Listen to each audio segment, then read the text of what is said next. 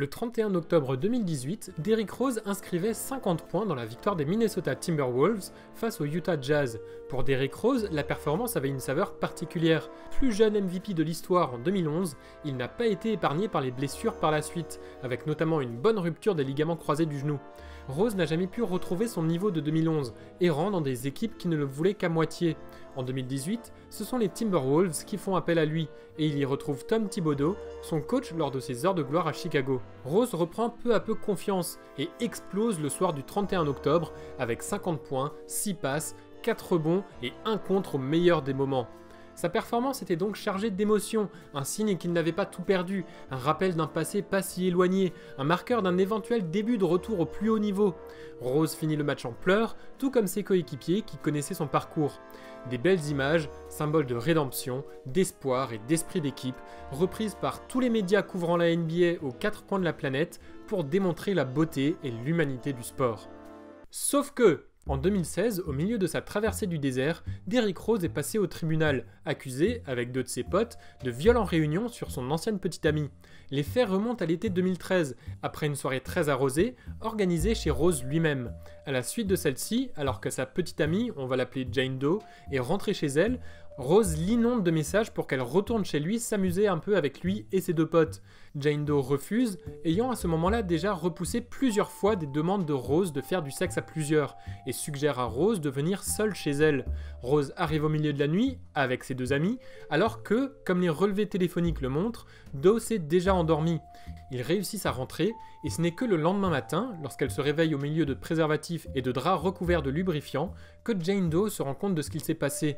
Derrick Rose, lui, maintient que Doe était réveillée et consciente au moment des faits. Je rentre pas exactement dans les détails, il y a un article très complet écrit par Lindsay Gibbs qui rassemble tous les aspects les plus sordides de l'affaire, je vous mets le lien sous la vidéo.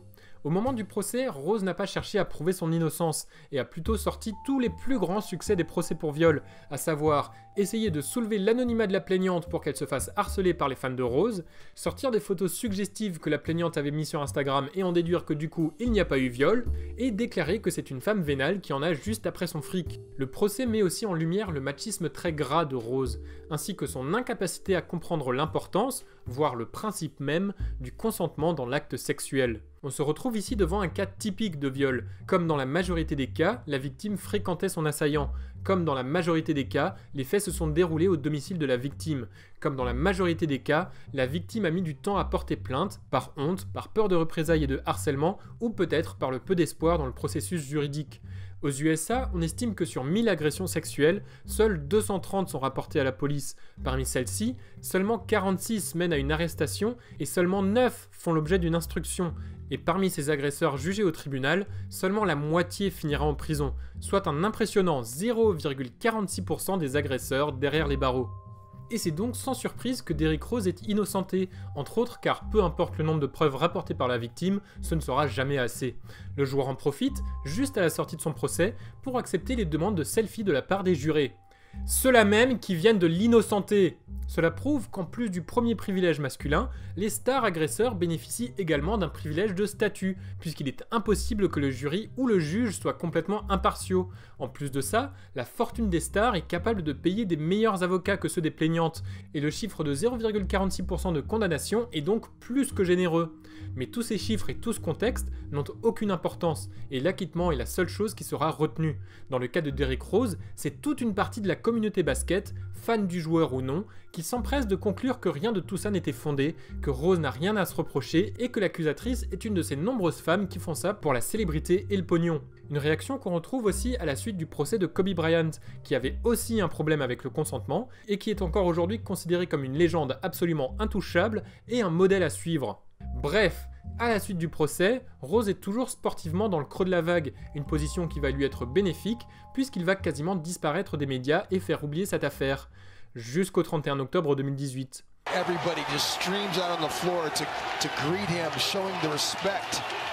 And they all know what this means to him. They know what he's lost and now what he's trying to find. What a great moment for Derrick Rose. Oublier les faits reprochés à Derrick Rose et croire en son innocence totale, c'est déjà une faute en soi. Mais si en plus on recouvre ça d'une histoire larmoyante de rédemption, en donnant une image totalement fausse à un joueur dans le seul but de créer des belles images et de mieux vendre la NBA, c'est clairement dégueulasse. Le pire du pire, c'est quand de nombreux articles et commentaires, y compris dans des médias réputés, aux USA et en France, ont listé le procès comme un obstacle au milieu d'autres dans la trajectoire de Rose, ce qui déjà banalise les accusations de viol, mais aussi qui fait comme si c'était Rose qui était en position de faiblesse à ce moment-là, comme si c'était lui la victime, comme si c'était Jane Doe qui avait profité de lui, ce qui retourne complètement la situation puisque ce sont 3 mecs qui ont abusé d'une femme a priori droguée et probablement endormie, et que en plus Rose a profité de son statut de star NBA pour s'en sortir indemne. Alors oui, un beau narratif de rédemption, ça fait très cinéma, c'est facile à comprendre, et c'est plus simple à écrire que de devoir attaquer la réalité d'un agresseur impuni qui inscrit un des plus gros cartons de l'année. Mais Rose est plus que certainement un violeur, le faire passer pour un pauvre homme qui n'a jamais eu de chance est franchement trompeur. Il n'a aucun besoin d'empathie ou de sympathie, il ne mérite pas qu'on lui cherche des excuses, il ne devrait être le modèle de personne.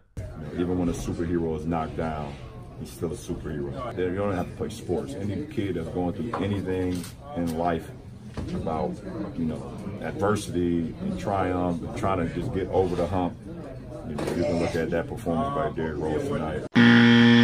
Cette histoire nous offre l'opportunité de nous questionner en tant que communauté de basketteurs et de supporters. Il faut qu'on soit meilleur, il faut qu'on soit conscient de ces choses-là, de ces chiffres, de ces abus, de tous ces mécanismes qui font de la culture du viol une réalité horrible pour les femmes. Surtout, il faut arrêter de mettre les joueurs sur des piédestals, il faut arrêter de penser qu'ils sont parfaits et irréprochables en tout point, juste sous prétexte qu'ils sont très bons au basket. Alors oui, c'est une chose difficile, mais j'avancerais que c'est mieux de se remettre en question que d'abandonner toutes les victimes d'agressions sexuelles. On peut commencer par s'instruire, laisser la parole aux femmes et les écouter, elles qui sont les premières concernées et qui font partie de cette communauté. Une communauté qui ne pourrait que bénéficier de s'ouvrir comme cela. C'est du travail, mais il faut s'y mettre. Sinon, les alentours de la NBA vont vite devenir toxiques jusqu'à un point de non-retour.